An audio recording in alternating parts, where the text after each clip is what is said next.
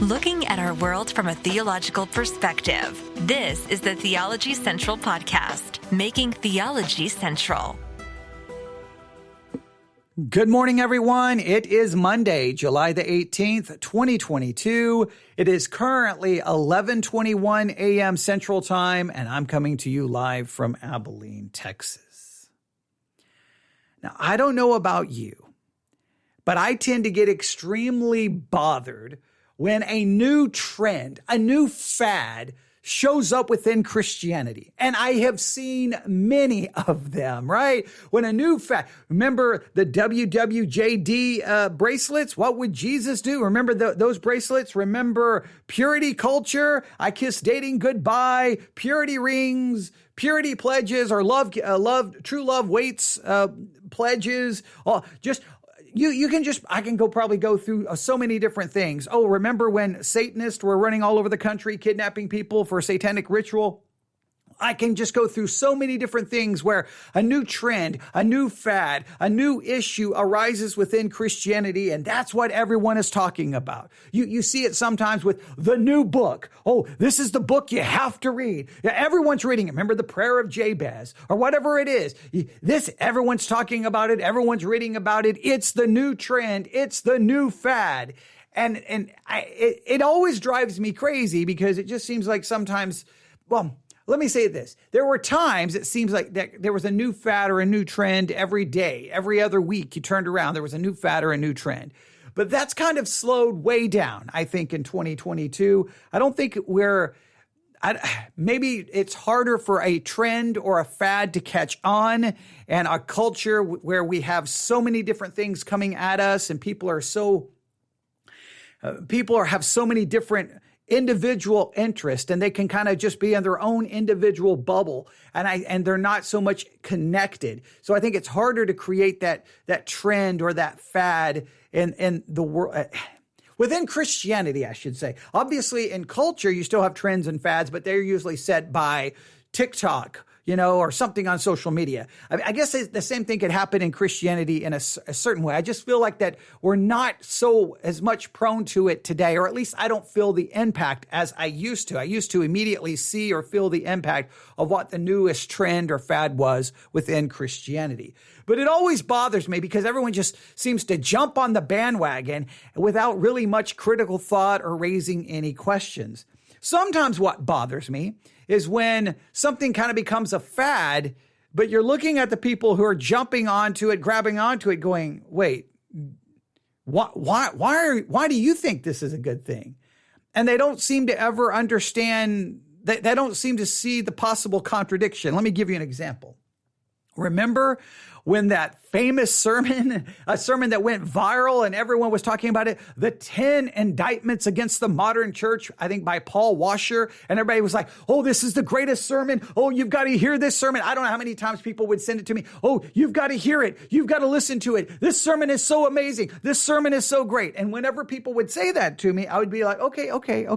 Now I'd already heard the sermon, but like, okay, before we talk about that sermon, please tell me what church you go to. And then you would go look at their church and you'd be like, this church, the church you go to is condemned by this very sermon. Don't you realize you're supporting a church that this sermon condemns? So a lot of people gave lip service to it. Oh, 10 indictments against the modern church. This is so good. And while they supported churches that were indicted by that sermon, and they could not see the contradiction in that. I'm like, why would you continue to go to a church that's indicted? It's almost like, oh, this is just cool because he says these things that are somewhat shocking. Ooh, it's almost like it was, I don't know, entertainment more than it was edification. And I'm not saying anything negative about the sermon. I'm just saying it was almost approached as something shocking, something sensational, more than it was, okay, now what do I do based off this sermon? And so many times these things happen. I guess in 2022, it's been for a couple of years now, The Chosen. Have you seen The Chosen? You've got to watch The Chosen. I mean, you have to see this. This is the most amazing thing ever. It makes the Bible come alive. And I'm like, what in the world is the deal with this, right? But so many times this happens within Christianity, or I'll start getting emails. Hey, you need to check this person out. You got to listen to this. What about this? And so many times the things people are asking me about are clearly they're so caught up into. Once again, I'm just sometimes looking at it going, what's the deal? Why is everyone into this? What is happening? Well, there was a period of time. I don't know how long it lasted. I feel like it's kind of on the downwards. I don't think trends last as long now either, because again, people are so distracted. They're like, oh, did you hear? Oh, butterfly. Oh, wait, you got to watch. Wait, but another butterfly. And it's like, whoa. It's like people can't stay focused because again, we have access to so many things. So it's just interesting to kind of see how the world is constantly changing and moving forward and how that impacts maybe trends of the past. But there was a period of time, I don't remember how many years ago, I kept hearing it over and over and over. Hey, what do you think about Dr. Jordan Peterson? What do you think about Dr. Jordan Peterson? Have you watched his videos on YouTube? You've got to watch the videos on Dr. Jordan Peterson. Hey, did you watch those videos I sent you? Come on. What do you think about Jordan Peterson? Come on, you tell me. What do you think? You got to hear this. You got to hear. Oh, he's so good. You've got to listen to this. And again, sometimes I would be like, wait, what's happening? Wait, why are we into this today? Like, what's going on? So I've always kind of had, just like, it's kind of like the same approach I had with The Chosen. I'm like, oh boy, here we go. Another trend. Maybe it's my anti-conformity that's built into me. Usually when I start seeing everyone going, oh, this is it, I tend to go, yeah, whatever. And I just run the opposite direction. I know that's a bad way of thinking, because it's me really being controlled still by the majority. If the majority is saying, oh, this is the thing you need to pay attention to, if I just walk away just on that premise alone, I'm still being controlled by that. But there's just an anti-conformity in me. Everyone says, this is it. I'm always like, no. Now, in most cases, I will stop. I will go back. I will consider. Sometimes I'm like, wow, okay, you guys were right. A lot of times I'm like, I still don't get it. But at least I can formulate a reason that I disagree or a reason I disapprove, like I have with The Chosen. I think I've vocalized that pretty clear, my issues with that. So I had kind of just forgotten about Jordan Peterson, just kind of moved on, whatever. I think every once in a while I'll see a video somewhere on YouTube, but I'm kind of like moved on, you just whatever. Okay. And I hadn't given it much thought until July the 13th at 4:43 a.m. July the 13th at 4:43 a.m., I get an email. Here is how it begins. To begin with, since 2016, I had been an avid follower of the controversial Canadian psychologist Dr. Jordan Peterson. I bought both of his 12 Rules book, watched his seminars on Genesis, attended his seminars in person when he was in Sydney. I even had a photograph of me shaking his hand while getting one of those books, personally signed.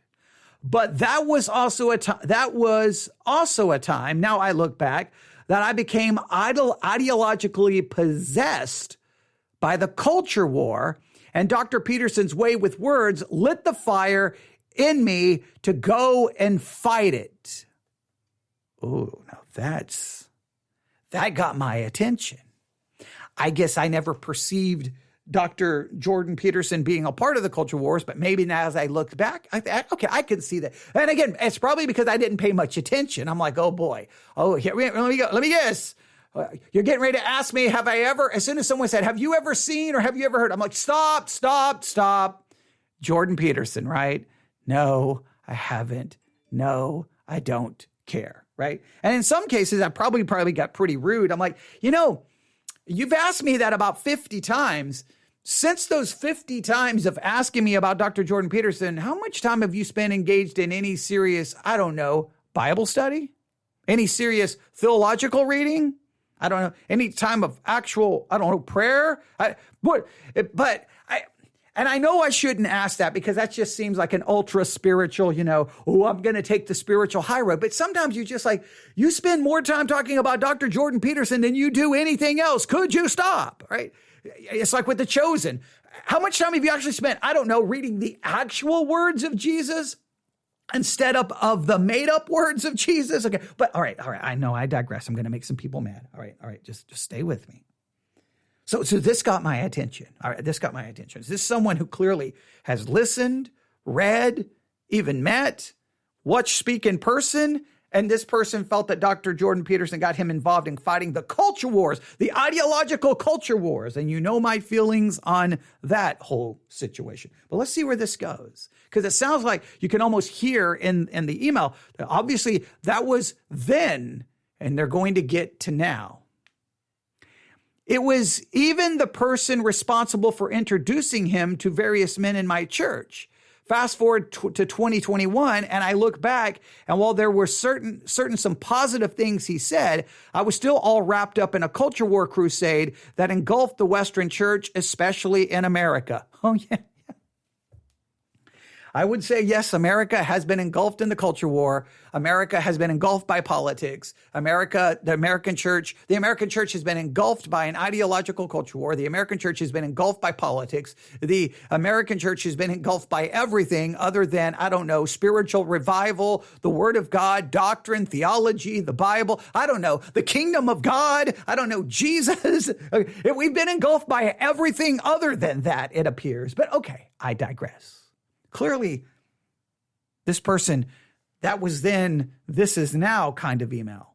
So they end that kind of paragraph. There's a space, and then there's the next paragraph. So, here we go. When I see him posting a 10-minute video titled Message to Christian Churches, I was very intrigued. Well, now I'm intrigued. All right, we have a Canadian psychologist who's got a message to the churches. Oh, boy. All right. Now, I do know of some other messages to the churches, although that came from Jesus. Okay. All right. Those are probably more important, but okay, I digress. All right. What is Dr. Jordan Peterson's message to the church? Well, let's see what he says here. So when I see him posting a 10-minute video entitled Message to Christian Churches, I was very intrigued in what he had to say. In essence, he acknowledges the general issues of the modern church, but I cannot help but see now that his call for churches to invite young men back into the church is not a call for repentance, but a call to arms to create more and more soldiers for his ideological war. And the unfortunate thing is many churches will answer the call. Wanted to see if you would look into this, especially because his works have influenced many men within the church. All right. Now, they warn me that at the 10-minute, 25-second mark, he uses God in a way that some listeners may see as in vain. All right. I don't know how he's going to use this, but it's a message to churches. Many Christians very much get caught up into this individual. I've not listened to it in advance, right? I have not listened to it because remember my rule. When people send me things to review, I don't like to watch it in advance because then I feel like I listen to it in advance. Then I kind of figure out what I want to say. Then I turn on the microphone to say what I've already planned to say. So it's almost like a performance instead of like, let's really engage this. So basically, I'm inviting you to stop what you're doing and we're going to listen and analyze and critique Dr. Jordan Peterson's message to the churches. However, we seem to have a warning that at the 10-minute, 25-second mark, he's going to use God's name in a way that many may consider in vain. What I will try to do is keep a close watch on the timer. And when we get close to that spot, if it happens like right at 10:25, I will stop it and give you another warning that you may want to turn off the volume and not listen. It's almost at the very end of the clip. So we'll see. We'll just see where we're at when we get there. But I have a feeling that there's going to be lots of Christians who hear this. And if I say anything negative about Dr. Jordan Peterson, it's going to be, my email box is going to be like, how dare you? What are you talking about? He's right. And it's like, calm down. I've had a few people who almost seem shocked or like bothered that I'm like, yeah, what? Yeah, so? No, you've got to hear this. I'm like, what? Is he a theologian, a Bible scholar? And I know that that's maybe the wrong attitude because I listen to a lot of different things. But just when Christians are like, "This is it. I found all my answers." Okay, and I'm always like, "What is going on?" I'm always just like, it's one thing if they're excited about something that's entertaining, but when they somehow like this is what we need, I'm always just like, it makes me, maybe I shouldn't be that way, but I probably have ticked off a few people because I was very dismissive when Jordan Peterson, you got to hear this. And I'm like, oh man, just stop sending me YouTube links. Just leave me alone. Okay. I'm not interested. And I know that probably bothers some people, but I just, man, the trends and the fads that come within the church, the church claims that we're so satisfied with Jesus, but we're always looking for the next new thing. We're always looking for the next big thing. I mean, Christians who claim we're so satisfied with Jesus. Jesus is all that I ever need. Oh, look. And we're always looking for the next big thing. And sometimes you calls into question how content we really are. But that's neither here nor there. We're going to listen to a message to the churches from Dr. Jordan Peterson. I don't even know what year this video was made. It's on YouTube. It's 10 minutes and 51 seconds. Supposedly at the 10-minute, 25-second mark, he's going to use God's name in a way that many will consider possibly in vain.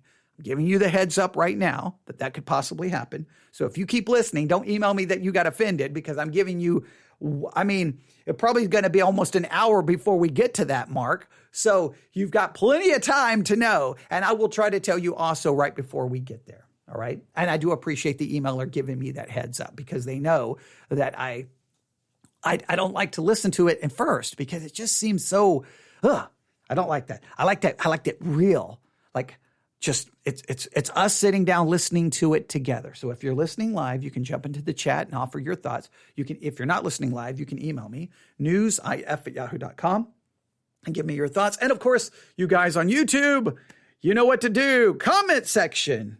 Hit that subscribe button, whatever you're supposed to say on YouTube. Clearly, I'm not a YouTuber, but I think in every YouTube video, you're supposed to say, hit that little bell, subscribe, so you'll get all their latest episodes, and make sure you comment and give it a thumbs up. And I don't know all the things you're supposed to do in YouTube. Maybe if I spent more time getting people on YouTube to do those things, our YouTube channel would be a little bit more successful. But obviously, we're not, we're an audio podcast, but we're there. But if you listen to us on YouTube, I want you to know we do appreciate anything you can do to help the algorithm realize we exist. Okay. But most of our focus is on all the different podcasting apps, but we put our content everywhere because maybe that gives us a greater chance of being found by someone somewhere.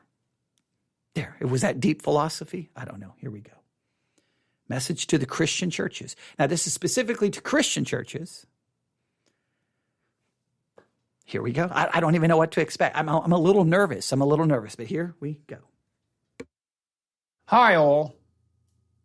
It is, of course, completely presumptuous of me to dare to write and broadcast a video entitled Message to the Christian Churches, but I'm going to do it anyway because I have something to say and because that something needs to be said. Okay. It's presumptuous, but he's got something to say, and it needs to be said. Now, I don't know Dr. Jordan Peterson's actual relationship to Christianity. I know there's been talks of how he now has embraced Christianity. I don't know his relationship to the church. I don't know what church he attends. I don't know if he's even a faithful member of a church. Hey, maybe he is. I don't know anything about his theological background. So I can't say. All I can do is, okay, you've got a message for the churches. Well, I'm a Christian. I'm a part of a church. I go to church. I've been going to church since I became a Christian. All right. I think then I would be a person that would be interested in a message But I'm going to compare, I'm going to do, and I make no apology. I'm going to compare your message to, Scripture, and then I'm going to try to figure out exactly what you're wanting to happen and figure out if that's biblical and theological. Not looking at this from a philosophical, but from a biblical and theological. Not looking at this from a cultural or ideological perspective, but from a biblical and theological perspective. Here we go. I've been speaking to and watching and listening to audiences all over the Western world for the past 4 years, in person and in virtual form, and have learned a few things in consequence. It all started in some sense with the lectures I did on Genesis in 2017. My family and I took a risk and rented out a theater in Toronto on the off chance that there might be an audience for what might be described as a psychological approach to our ancient stories. And lo and behold, and miracle of miracles, there was. I completed 15 or so lectures. A psychological approach to Genesis. Can't say that I'm not intrigued. Can't say that I'm not interested. But of course, our approach is not one of psychology. Our approach would be one of biblical hermeneutics, biblical interpretation, theological. But okay, I can't say that those lectures were bad. I can't say those lectures were good. But all right, it would be interesting that so many Christians would be drawn to them. That would be interesting. Oh, you've got to hear these lectures on Genesis because we're tired of just that same old biblical preaching on Genesis. I hate to be so jaded and skeptical, but again, sometimes it feels like Christians are just constantly looking for something new and different. Maybe they are the greatest lectures on the book of Genesis that's ever been given in the history of the church. But okay, I'm at least interested. Maybe one day I'll listen to them. Maybe one day I'll watch some of them. I don't know if I will, because again, I just kind of have a shrug my shoulders, whatever kind of approach to all of this. But let's see, how this is going to turn into his message to the churches. Walking through the first biblical book, sold out the theater, and attracted, surprisingly, millions of viewers, Christians, Jews, Muslims, and atheists. And most of the people who attended live, and the majority of those who watched online, were young men. That is not a phenomenon that can be easily accounted for. But let me try. Now, in the West, because of the weight of historical guilt that is upon us, a variant of the sense of original sin. That's interesting. I only find it interesting that most of the people who paid attention were men, young men. I find that fascinating because in my experience, it's always women who, for all of my podcasts and everything, it's the majority of my audience has always been women. It's always been the women who seem to be more willing to engage in theological discussion, and it's definitely the women who actually engage in, say, our Bible study exercises. They're the ones who participate in the exercises, turn in the assignments, do the work, where I've always found it hard to get men to read, to study, to talk doctrine, and talk theology, except for men who are going into ministry. I'm talking the average lay guy, the average layman sitting in the pew. In many cases, it's hard to get them to read doctrine, read theology, do actual Bible study, carry notebooks. I'm not saying there's never none. It's always they're outnumbered 10-1 by the women who got the notebooks open, who are reading books or asking theological questions. That's been my experience almost throughout my entire Christian life. I'll tell the story. Who was I discipled by? My first discipleship was by an elderly woman, 60, 70. She sat in her rocking chair. I sat on the floor, and she opened a Bible and doctrine, theology, church history. I think she knew more than any man in the entire church. Okay. She was godly, and I learned a lot from her. Now, obviously, Christian radio had a massive impact on me in listening to sermons. I've talked about that. And then when I got into churches, even if I was at a church get together, quote unquote, one of those church fellowships I would be made to go to, in many cases, again, men who were called to ministry. That's always the weird exception. The men who were called to ministry wanted to talk doctrine and theology and the books read. But if those men weren't around, if I was going to find someone to talk doctrine and theology to, I almost had to look for a woman to talk to, because it would be a woman somewhere who would have doctrinal questions, theological questions, and church history questions. So I am interested that for some reason, it was all young men. It was all young men who was drawn to that. That to me is an interesting phenomenon. I don't know if there's a clear explanation for that. It would be interesting to note if we could get the demographics for just basically sermon listening and Christian podcast. Is it more men or more women? There's probably some studies out there that would show that. Who listens to more sermons and Christian podcasts and theological podcasts? Is it men or women? It would be interesting to know. And you would have to subtract any man who feels like they're called into ministry or who's already in ministry. We're talking, if it comes down to the average lay person, who engages more in biblical and theological programs? I don't know. So that's an interesting phenomenon. I don't know if it's because his audience was already predominantly men, and if his audience is predominantly men, why? That there could be some questions there. I'm going to back this up because he talks about original sin. And now he's using the term original sin instead of total depravity. So I don't know. Is he influenced by Roman Catholicism, Greek Orthodoxy, maybe Episcopalian, Anglican? I don't know what his theological connection is, but original sin is typically a term kind of used more in those circles, where in the Reform world we use total depravity of man, and then in sometimes non-Reformed churches, the sinfulness of man or sin. They may use the word depravity, but not too much, because they hear that word depravity and they think, oh, total depravity, that's those Calvinists. So it's just interesting in hearing sometimes when you hear terminology, you can kind of figure out the theological stream. I could be wrong. I'm going to already get emails. How do you not know about this guy? It's the most important thing that's ever happened to Christianity in 25 million years. Okay, all right, calm down. I've already acknowledged my ignorance here, but that's, in some ways, I want it to be that way, because then this is just me, someone who's connected obviously with Christianity, listening to a person everyone tells me I need to listen to, but I don't have any of that other information to create a bias or I'm just listening to it and reacting in real time. I think that will make this more productive in some ways. All right, so here we go. Let's listen for that term, original sin. A variant of the sense of original sin in a very real sense. And because of a very real attempt by those possessed by what might be described as unhelpful ideas to weaponize that guilt, our young people face a demoralization that is perhaps unparalleled. This is particularly true of young men, although anything that devastates young men will eventually do the same to young women. And that, in this era of antinatalism and equally reprehensible nihilism, is precisely the point.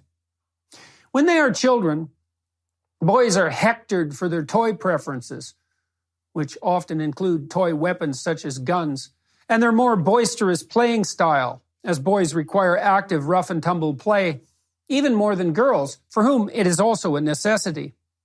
When in grade school, boys are admonished, shamed, and controlled in a very similar manner by those who think that play is unnecessary, particularly if it's competitive, and who value a docile, harmless obedience above all.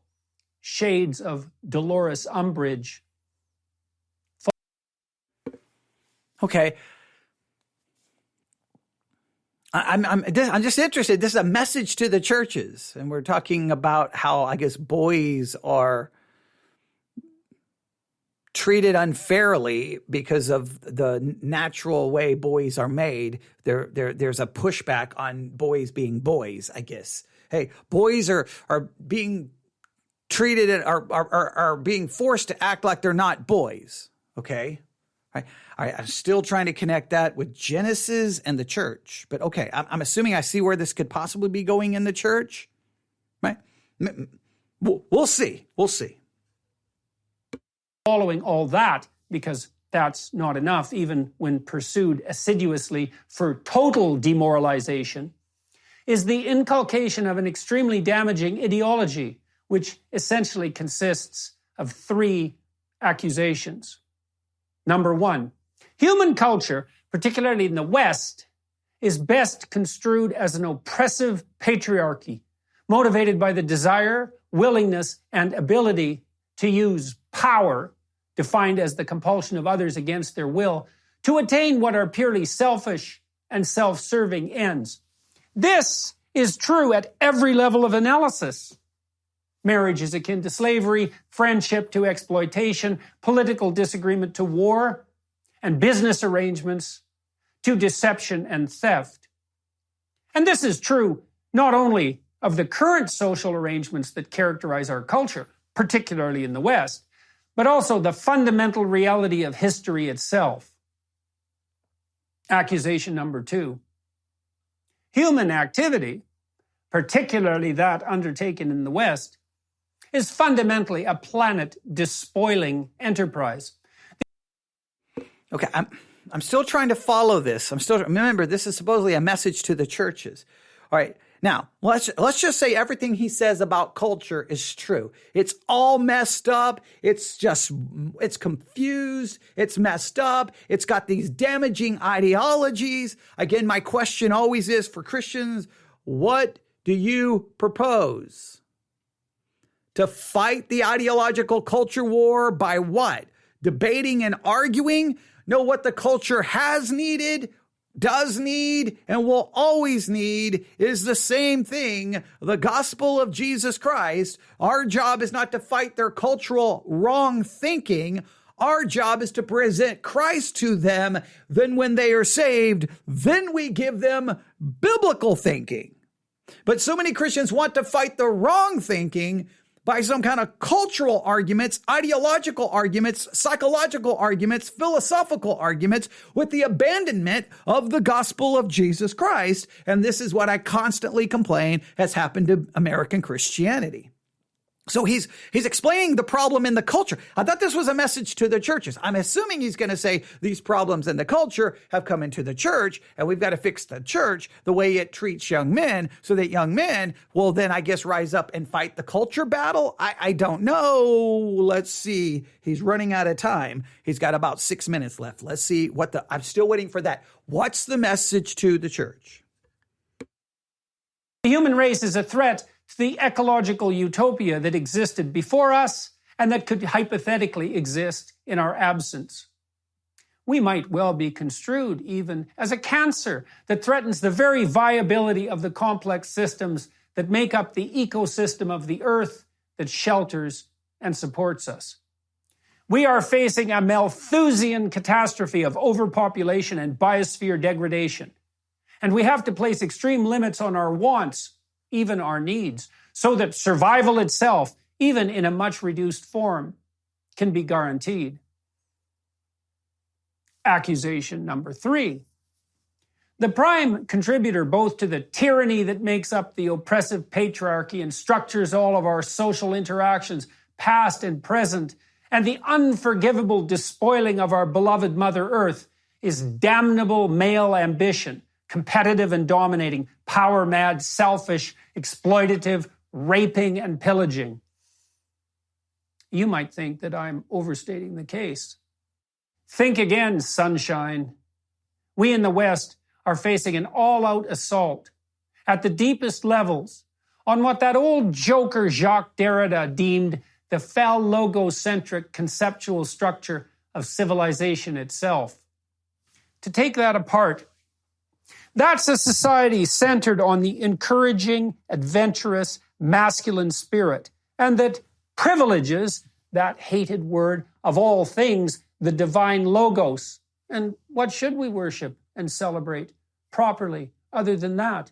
Deconstructionists, the words of that mass murderer Karl Marx?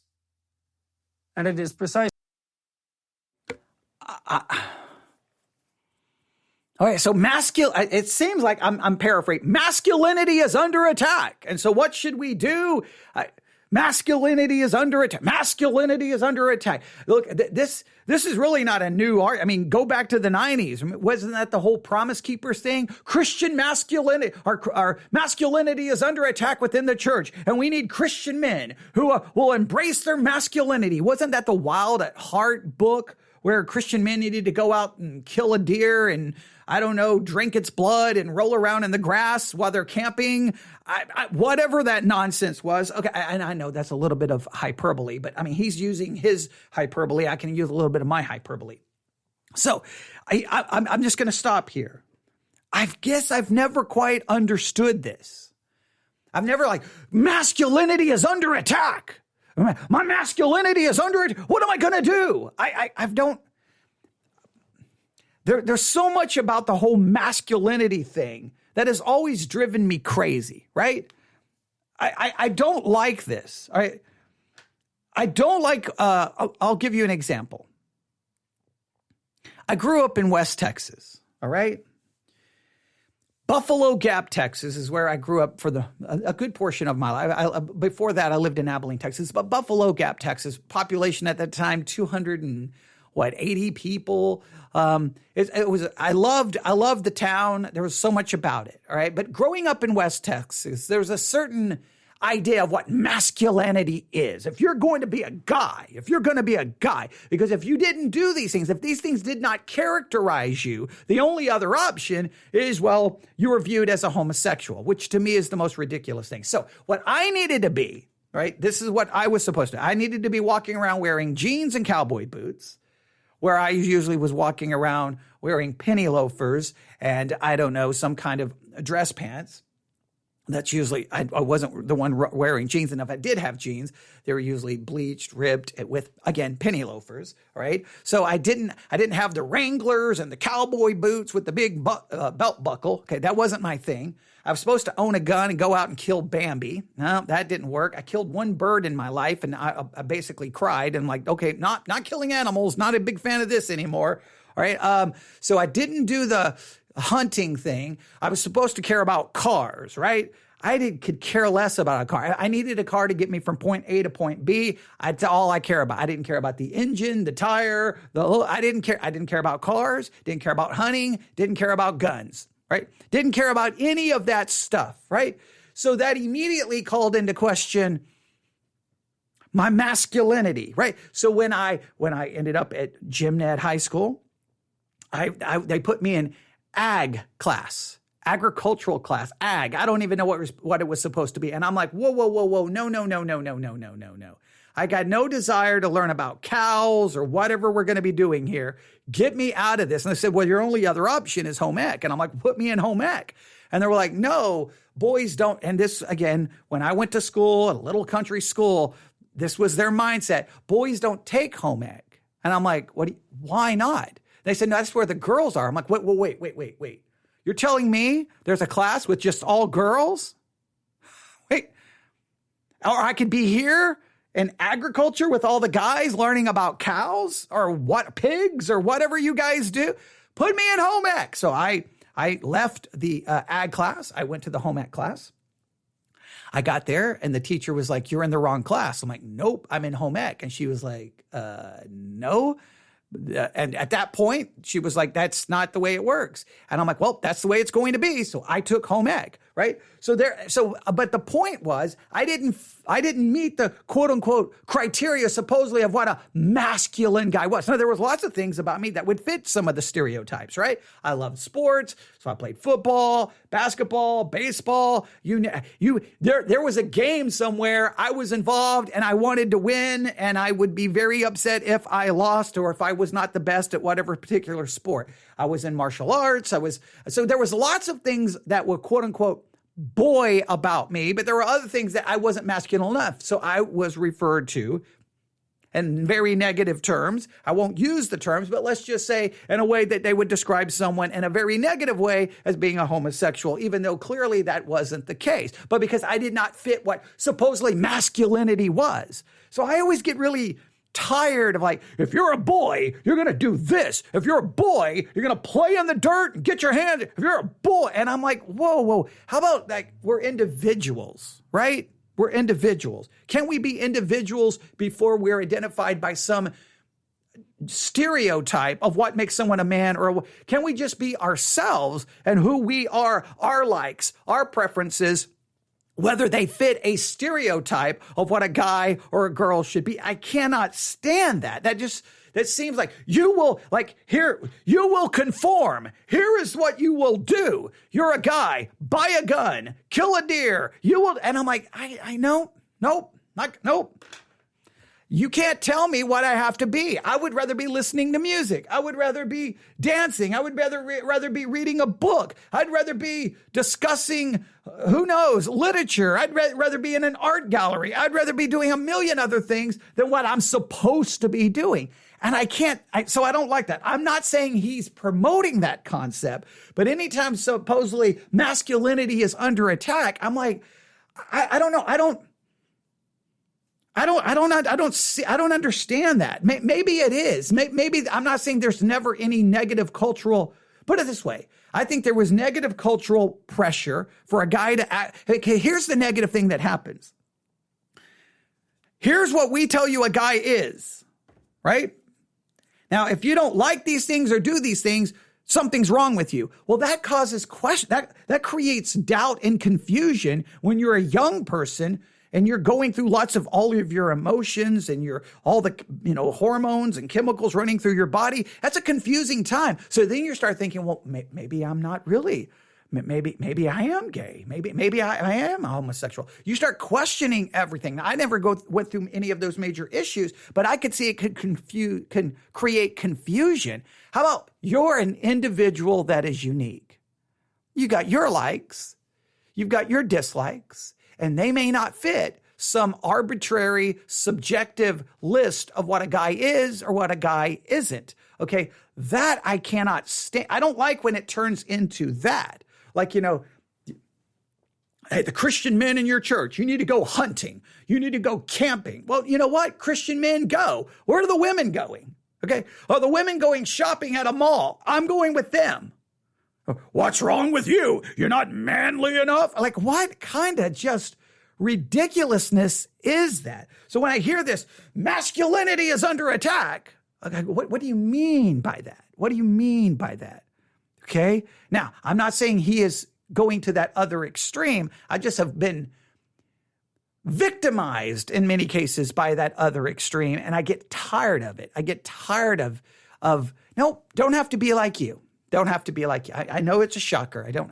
And it has nothing to do. You cannot call my masculinity. Put it this way. I'm very, very, very confident, very, very secure in my masculinity. I don't feel I have to prove it by acting or doing things that you tell me makes me masculine. I'm very secure in my masculinity. I have no questions or doubt about it. And I don't care if it doesn't live up to some perceived stereotype or just list. But right now, this seems a little bit more like kind of like the Promise Keepers concern. We need men in the church. Now, I got no problem with saying that, but what do you mean by that? What is that supposed to look like? All right. That's my only concern. All right. Because if you can create a situation where every man must conform to that, and if they begin to question, I don't really fit in here, then they begin to question their masculinity. That just creates gender dysphoria. That just creates problems. No, you're still a guy. You're just different. It's not even different. You're just who you are with different likes. It doesn't call into question your masculinity. You don't have to meet some stereotypical concept of what makes someone masculine. That drives me crazy in so many ways. And I think there's been lots of guys who've gone through that. And it's like, you don't have to, it's just ridiculous that that's the way it works. I'm not saying the church has always been guilty of this, but I think there was a period of time where the whole Promise Keepers, wild at heart, get back to we need Christian men to be men kind of mentality where some of this seemed to creep back in. Now, he's saying culture is on a full-blown war against masculinity, and masculinity is being blamed for everything, and it's down with the patriarchy, down with masculinity. Okay, now let's say culture is doing that. What should the Christian response be to that? How do you want us to fight that? That's the question, because this is supposedly a message to the church, and he now has I think he has almost less than 4 minutes to try to finish this up. I'm trying to keep track of where he's going to possibly say God's name incorrectly. We'll see where it is. But again, supposedly this is the guy that Christians need to be listening to. So if he's going to use God's name in vain, well then, does that, I mean, I'm not saying he's going to, but if what the emailers tells me, if he does, then why that raises other questions. All right, here we go.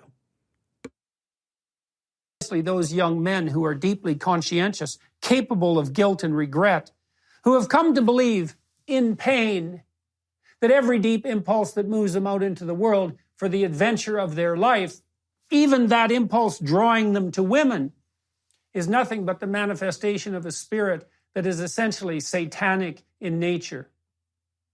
This is not only wrong theologically, morally, psychologically, practically, and scientifically. It is literally anti-true. It's not a mere misstatement about the nature of reality, a minor conceptual error, but something that literally could not be farther from the truth. And something that distant from the truth comes from a place that cannot be distinguished from hell. The Christian church is there to remind people, young men included, and so the attack upon masculinity leads us to a place that cannot be distinguished from hell? We're down to 3 minutes. I'm still trying to figure out how this is a message to the churches. I mean, he's using lots of big sounding words, but I'm still left with, okay, exactly what the issue is here. Okay, all right, but let's see. He's got a chance to bring this together, because he's setting up kind of a philosophical or psychological argument, and then he'll circle around and go, boom, this is what the church needs to do. So let's wait for it. And perhaps even first and foremost, that they have a woman to find, a garden to walk in, a family to nurture, an ark to build, a land to conquer, a ladder to heaven to build, and the utter terrible catastrophe of life to face stalwartly in truth, devoted to love, and without fear. Invite the young men back. Say, literally, to those young men, you are welcome here. If no one else wants what you have to offer, we do. We want to call you to the highest purpose of your life. We want your time and energy and effort and your will and your goodwill. We want to work with you to make things better, to produce life more abundant for you and for your wife and children and for your community and your country and the world.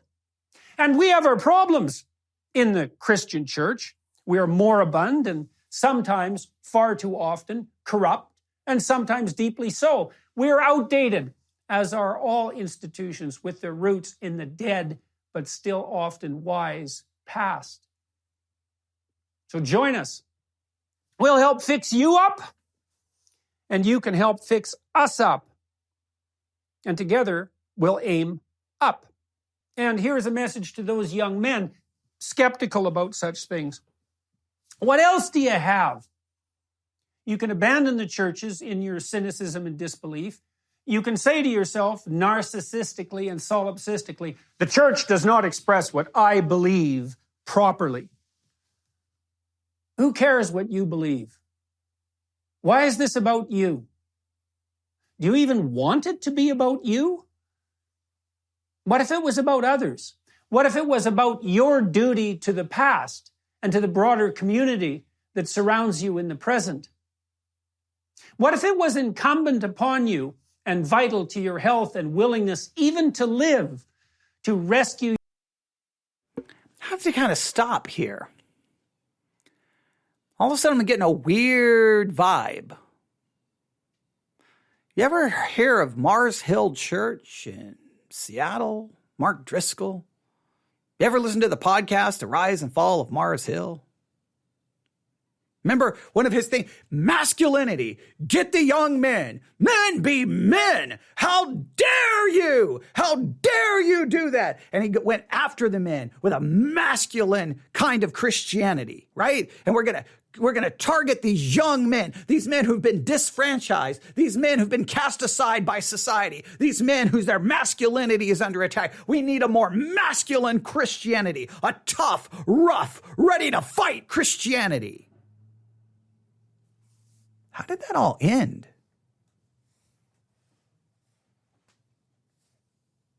How did that all end?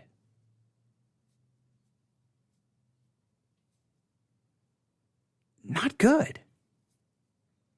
Do I need to go, young men? I think I should just speak the word of God to anyone, Jew or Gentile, male or female. To anyone, young or old, black or white, American or non-American. It's the same scripture preached to each individual. Here is the word of God. Here's what the text says. Maybe some texts have a more specific application to men. Maybe some texts have a more specific application to women. But I don't know if I should go, we've got to get back to calling the men to the church. We need you. We'll fix you and you can fix us. I just, and guys, what else do you have? I just don't know. That seems like Mark Driscoll did the same kind of thing. I don't know. Does the Bible even speak of like men's ministry, women's ministry? It's just ministry to people created in the image of God, who are depraved, who have a fallen nature, who need the word of God to grow. All right. We're getting very close to the part where supposedly he's going to use God's name in an incorrect way. We're very, very, very close. So if you don't want to hear any more, you can stop right now. But we're going to let this play out because this is, I can't tell you how many, he's given a message to the churches. There's so many Christians, so many churches have bought into his whole thing. And it sounds like he just wants men to come to the church so that they can fight the ideological culture war more than he wants men to come to the church. You don't just get men to come to the church so that they can get a system of morality so that they can fight the culture war. You call men not to the church, you call men to Christ. You don't call young men to come to the church, you call young men to Christ. When they come to Christ, then they come to the church. The way it's supposed to work is from to Christ, then to the church, then you're taught to obey. It's not to the church, it's to Christ. The church is the place where Christians are equipped. The lost are called to Christ. When they come to Christ, then they're brought to the church. He's not talked anything about repentance or faith. There's nothing Christian about any other. He's like, you need to come to the church and we need to protect masculinity. This has seemed to have nothing about theology, the Bible, or anything, which again is exactly what I figured was the case. And you've got to listen to him. You've got to watch his videos. It will change your life. There's nothing biblical or theological in any of this. He's not even mentioned repentance or faith in any way, shape, or form. Or at least yet. Your dead father from the belly of the beast, where he has always resided, and to restore him to life. Once again, to the churches, Protestant, you're the worst at the moment. Catholic, Orthodox. Invite young men. Put up a billboard. Okay, so I guess he sees Catholic, Orthodox, and Protestant all as Christian. I guess he's making no theological distinction between, that whole doctrine of justification thing. You're either justified by an infused righteousness or by an imputed righteousness. I guess none of that matters to Dr. Peterson, that everyone says I need to listen to, or I guess I can't understand my Bible correctly. I got an issue. Put up a billboard. We got to get the men back. Come on. Come on. Right? Protestants, you're the worst at this. But Catholics, put up a billboard. Say, young men are welcome here. Print some flyers and put them in a box by the billboard. Signal the existence of those flyers with an arrow with the words, more information about attending here. Tell those who have never been in a church exactly what to do, how to dress, when to show up, who to contact, and most importantly, what they can do.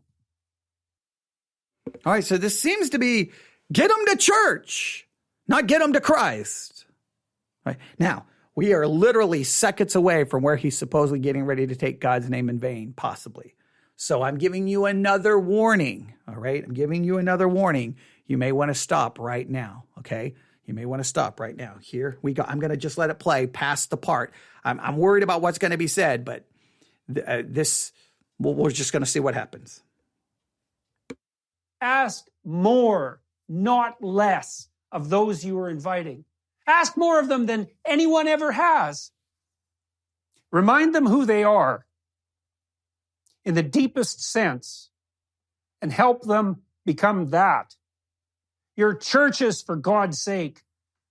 Quit fighting for social justice. Quit saving the bloody planet. Attend to some souls. That's what you're supposed to do. That's your holy duty. Do it now, before it's too late. And the hour is nigh. Well, okay. So it wasn't as bad as I was afraid of, but I do thank the emailer for contacting me and letting me know, hey, there's a possible problem there. I do like the fact that at the end he says, hey, church, do your job. You're supposed to be about souls. Okay, well, if we're supposed to be about souls, we don't need to be trying to get the people to the church. We need to try to get them to Christ, then from Christ to the church. But okay, all right. But it seems like you want me to bring them to the church to give them a message about masculinity, not about biblical theology. I don't know, but I've seen that there's been too many approaches in the church where we want to create masculine Christians more than we want to create spiritual Christians. That would be a problem. All right, there we go. Look, emails, I always try to put the emails to the top of the list. This is what someone asked me to cover. I did my best. I wish I could say more, but he didn't. There's so much he left us with there that I'm just kind of like, that's it? You can tell me what you think about his message to the church by emailing me. newsif@yahoo.com. newsif@yahoo.com. That's newsif@yahoo.com. All right. We'll take a little bit of a break, and then we'll be back this afternoon. We'll be back this evening. We've got a lot of live broadcasting to do today, so just download the Church One app, Church ONE. Choose us, Theology Central, as your chosen broadcaster. That's Church ONE. Church ONE. Download the app right now. No. I see what you're doing. Download the Church One app. Choose us, Theology Central. Make sure you go into the notification setting in the Church One app and just make sure they're all on, and then you'll get notified every time we're on the air, which seems like it's all the time. Seems like we're constantly on the air, but we're doing Bible studies, devotional thoughts, news commentary, keeping our eye on what's going on the church. We're always looking at what's happening in the world and going and hopefully offering good theological conversation and discussion. It's not that you're always going to agree with us, because sadly, not all of you can be as right as I am. That's a joke. But I tend to have a different perspective than what you will normally hear on some podcasts. And I think that having that different perspective can be beneficial and challenging. And hopefully you will agree with that. All right. Thanks to the emailer from Australia who asked me to cover that video. I greatly appreciate that. I think he listens to us mostly on YouTube. So we do appreciate the YouTube listeners. So thank you very much. Have a great day. We'll be back shortly.